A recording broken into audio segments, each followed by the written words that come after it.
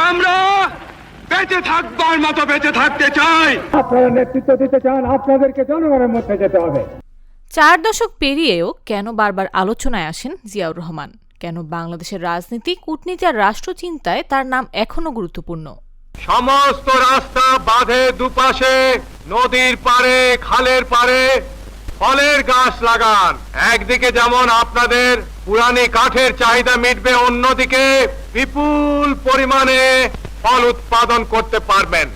বাংলাদেশের সাবেক রাষ্ট্রপতি ও মুক্তিযুদ্ধের অন্যতম সেক্টর কমান্ডার শহীদ জিয়াউর রহমান একটি অধ্যায়ের নাম, যে অধ্যায় আজও দেশের ইতিহাসে প্রভাব রেখে চলেছে। ব্যবসা বাণিজ্য করতে পারে, শান্তিতে রাত্রেবেলা নিদ্রা যেতে পারে। 1975 সালের রাজনৈতিক অস্থিরতার পর এক কঠিন সময় রাষ্ট্র ক্ষমতার দায়িত্ব নেন জিয়াউর রহমান।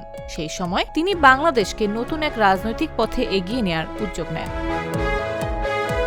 তার শাসনামলের অন্যতম গুরুত্বপূর্ণ পদক্ষেপ ছিল বহুদলীয় রাজনীতির পুনঃপ্রবর্তন। একদলীয় শাসন থেকে বেরিয়ে জনগণের অংশগ্রহণমূলক রাজনীতির সুযোগ তৈরি হয়, যা দেশের রাজনৈতিক ধারায় একটি মৌলিক পরিবর্তন আনে। আরেকটি উল্লেখযোগ্য অবদান হল বাংলাদেশি জাতীয়তাবাদের ধারণা।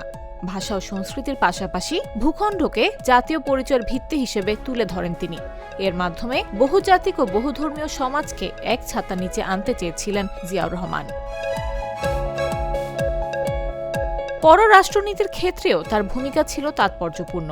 তার নেতৃত্বে বাংলাদেশ চীন, যুক্তরাষ্ট্র, সৌদি আরব সহ মুসলিম বিশ্বের সঙ্গে কূটনৈতিক সম্পর্ক জোরদার করে। দক্ষিণ এশিয়ার দেশগুলোর পারস্পরিক সহযোগিতার প্ল্যাটফর্ম সার্ক গঠনের ক্ষেত্রেও তিনি অগ্রণী ভূমিকা পালন করেন। তার শাসনামলেই বাংলাদেশ জাতিসংঘ নিরাপত্তা পরিষদের অস্থায়ী সদস্য নির্বাচিত হয়। অর্থনৈতিক ও সামাজিক উন্নয়নের লক্ষ্য নিয়ে তিনি ঘোষণা করেন 19 দফা কর্মসূচি। কৃষি উৎপাদন বৃদ্ধি, খাদ্যের স্বয়ংসম্পূর্ণতা, গ্রামীণ উন্নয়ন, খাল খনন ও প্রশাসনের বিকেন্দ্রীকরণ এসব উদ্যোগ তৎকালীন গ্রামীণ সমাজে ব্যাপক সাড়া ফেলেছিল। শহীদ জিয়াউর রহমান ছিলেন এমন একজন নেতা যিনি যুদ্ধক্ষেত্র থেকে রাষ্ট্র পরিচালনার কেন্দ্রে উঠে এসে বাংলাদেশের রাজনীতি ও রাষ্ট্রচিন্তায় স্থায়ী ছাপ রেখে গেছেন। নিউজ ডেস্ক, জাগো নিউজ।